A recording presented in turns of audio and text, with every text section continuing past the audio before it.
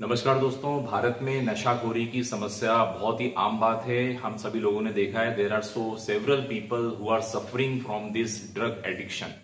अनेक लोग drug addiction करते हैं। ड्रग अब्यूज जो है भारत में, उसको मेजर करने के लिए, कंट्रोल करने के लिए बहुत सारे प्रयास भी हमारे देश में हो रहे हैं और ड्रग अब्यूज को रोकने के लिए बहुत सारे लॉज भी बने।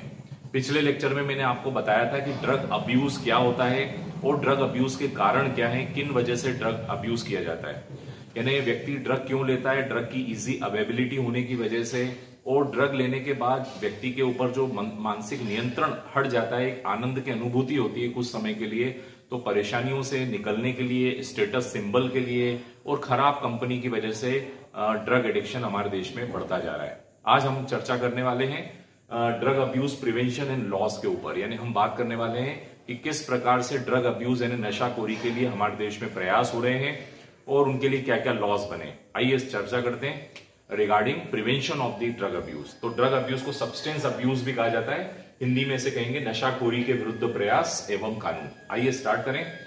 हमारे देश में नशाखोरी के लिए गवर्नमेंट भी प्रतिबद्ध है और अनेक एनजीओ यानी सरकारी और गैर सरकारी दोनों संगठन काम कर रहे हैं नशाखोरी को हमारे देश में इन्हें ड्रग फ्री इंडिया बनाने के लिए। हमारे देश में सरकारी और गैर सरकारी दोनों प्रयास किए जा रहे हैं और अभी हाल ही में एक बहुत अच्छा स्टेप गवर्नमेंट द्वारा उठाया गया कि जो स्कूल कैरिकुलम है, जो स्कूल का जो पाठ्यक्रम है, यानी विद्यालयों के पाठ्यक्रम में इसके बारे में अवेयरनेस लाया गया है, यानी ड्रग अब्यूज के बारे में अवेयरनेस लाने की बात जोड़ दी गई है। ये ऑब्लिगेटरी यानी अनिवार्य रूप से जोड़ दी गई है। और साथ ही हमारे देश का जो कानून है एनडीपीएस, यानी जिसको हम बोलते हैं narcotics and psychotropic substance act, जो 1985 में सरकार द्वारा बनाया गया है और इसमें अभी 2014 में बहुत रिसेंट अमेंडमेंट कर दिए गए हैं। तो इस प्रकार हमारे देश में विभिन्न प्रकार से ड्रग अब्यूज को कंट्रोल करने की कोशिशें जारी हैं। और साथ ही साथ हमारे देश की जो एक मिनिस्ट्री है, एक मंत्रालय है जिसका नाम है सोशल जस्टिस मिनिस्ट्री यानी सामाजिक न्याय मंत्रालय। इस सामाजिक न्याय मंत्रालय द्वारा भी ड्रग अब्यूज को रोकने के लिए बहुत उल्लेखनीय काम किए जा रहे हैं। And their aim is to establish drug free society, और ये समाज को एक नशा मुक्त समाज के रूप में निर्माण करने का प्रयास किया जा रहा है। अब हम बात करते हैं यदि इंटरनेशनल ऑर्गेनाइजेशन की बात करें तो यूनाइटेड नेशंस ऑर्गेनाइजेशन एक अंतर्राष्ट्रीय संस्था है जिसने अभी तक ड्रग अब्यूज को रोकने के लिए इंपॉर्टेंट कन्वेंशंस किए ने महत्वपूर्ण अभिसमय आयोजित किए 1961 में, 1971 में और 1988 में।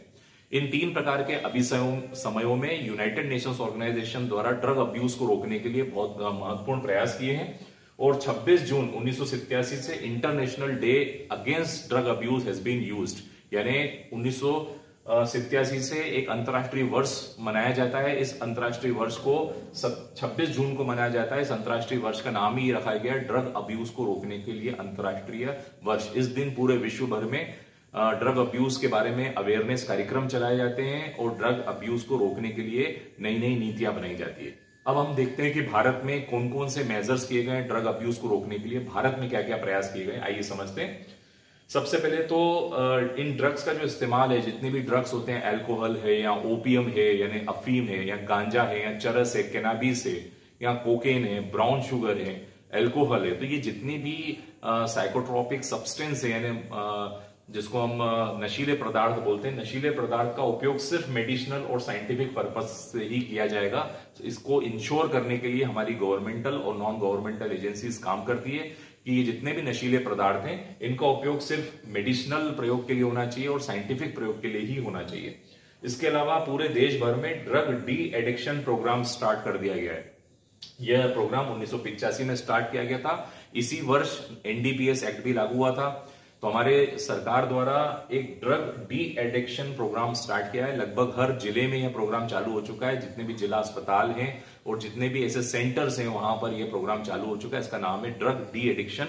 इस प्रोग्राम के अंतर्गत जो व्यक्ति नशे में है उसकी नशे को कैसे वो छोड़ सकता है उसके बारे में बहुत सारे प्रयास किए जाते हैं। 1985 से कार्यक्रम चालू हो चुका है। सेंटर्स दिन प्रतिदिन बढ़ाए जा रहे हैं और इसी वर्ष एक एक्ट भी बना था जो हम लोगों ने ऊपर चर्चा की, एनडीपीएस, जिसका नाम है narcotics and psychotropic substance act, और इसमें एक अमेंडमेंट भी 2014 में इंपॉर्टेंट अमेंडमेंट भी हो चुके हैं। इसके अलावा हमारी सरकार नेशनल पॉलिसी बना रही है। आप सभी को पता है राष्ट्रीय नीति इसलिए बनाई जाती है कि पूरे देश, राष्ट्रीय नीति का मतलब होता है पूरे देश में उस नीति के तहत ड्रग अब्यूज को रोकने के लिए क्या काम किए जा रहे हैं। तो एक नेशनल पॉलिसी फ्रेम की गई है to control the drug abuse, यानी नशाखोरी के खिलाफ एक राष्ट्रीय नीति का निर्माण कर दिया गया है। रिहेबिलिटेशन, ऐसे अनेक व्यक्ति जो इस प्रकार की प्रॉब्लम से जूझ रहे हैं, जो नशे की लत में हैं, उनको ठीक होने पर उनका पुनर्वास, यानी उनका रिहेबिलिटेशन जिसे हम पुनर्वास कहते हैं, उस पुनर्वास की दिशा में भी बहुत कार्य किए जा रहे हैं। साथ ही साथ पुनर्वास के अलावा ट्रीटमेंट, यानी उनका पुनः इलाज करना, उन्हें वापस से एक स्टेबल लाइफ में लेकर आना, एक उनकी रेगुलर लाइफ में लेकर आने का प्रयास भी किया जा रहा है। उसके अलावा एजुकेशनल मटेरियल प्रोवाइड किया जा रहा है, हर जगह पे एक शैक्षणिक अवेयरनेस लाने के लिए शैक्षणिक मटेरियल प्रोवाइड किया जा रहा है, ट्रेनिंग दी जा रही है। मेडिकल और पैरामेडिकल स्टाफ जितने भी हैं, मेडिकल और पैरामेडिकल स्टाफ को इस प्रकार की ट्रेनिंग दी जा रही है कि किस प्रकार ड्रग एडिक्शन से वे लोग कार्य करके ऐसे नशा मुक्ति के दिशा में वो काम कर सकते हैं, उसकी ट्रेनिंग दी जा रही है। 5 ईयर प्लान भी बनाया गया है। 2018 से एक पंचवर्षीय योजना भी बना दी गई है, 5 साल की एक योजना बनाई गई है, जिसमें नेशनल एक्शन प्लान, जिसे हम कहते हैं नेशनल एक्शन प्लान, यानी राष्ट्रीय एक प्लान बना दिया गया है। ड्रग रिडक्शन, यानी ड्रग का रिडक्शन हो जाए, ड्रग का जो यूज है उसका यूज कम हो, इसके लिए 5 ईयर प्लान भी बना दिया गया है। अब सबसे इंपॉर्टेंट बात है कि ये चाइल्डहुड पे ही कंट्रोल करना बहुत जरूरी होती है, क्योंकि ये ट्रांजिशनल एज है, यानी एक जिसे हम किशोरावस्था कहते हैं या बचपन कहते हैं, एक बड़े ही नियंत्रण मुक्त एक समय रहता है, एक ट्रांजिशनल एज रहता है, यहीं से व्यक्ति यूथ में कन्वर्ट होता है।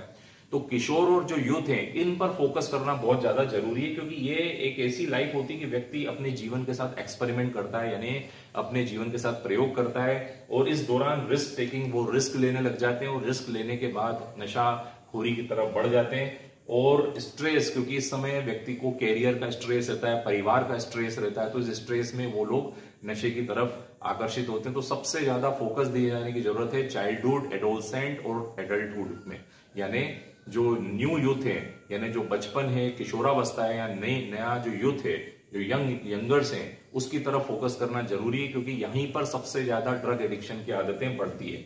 सबसे पहले ये एक रिसर्च में देखा गया है कि सबसे पहले सबसे अधिक आयु के जो कम आयु के जो बच्चे होते हैं, सबसे पहले टोबैको के प्रति ज्यादा आकर्षित होते हैं। उसके बाद इनहेलेंट्स का मतलब होता है स्मोकिंग की तरफ आकर्षित होते हैं। उसके उपरांत कैनाबिस यानी भांग वगैरह का नशा करना। उसके बाद अल्कोहल यानी शराब की ओर वो आकर्षित होते हैं। उसके बाद ओपियम का मतलब होता है अफीम की तरफ बढ़ते हैं। धीरे धीरे हेरोइन और जो बड़े हाई लेवल के जो नशीले पदार्थ होते हैं, धीरे धीरे उनकी तरफ आकर्षित होते हैं। इनकी इजी अवेलेबिलिटी, मार्केट में इनकी आसानी से जो उपलब्धता है, ये उपलब्धता भी एक बहुत बड़ा कारण है नशाखोरी का। इसके लिए सरकार द्वारा और गैर सरकारी संगठनों द्वारा बहुत प्रयास किए जा रहे हैं, और इन सबको दूर करने के लिए, नशाखोरी को यदि दूर करना है तो मास अवेयरनेस यानी पूरे समाज का एक सामूहिक प्रयास होना जरूरी है। द मास अवेयरनेस, यदि पूरे समाज में इस प्रकार का अवेयरनेस होगा तो ही यह समस्या हमारे समाज से दूर हो सकेगी। तो मित्रों, it is all about the नशाखोरी के विरुद्ध होने वाले प्रयास। Today we have discussed what are the measures which have government and NGO have taken to remove and to abolish the problem of the drug abuse. I hope you enjoyed this lecture. Kindly subscribe my channel Law Easy. Thank you so much.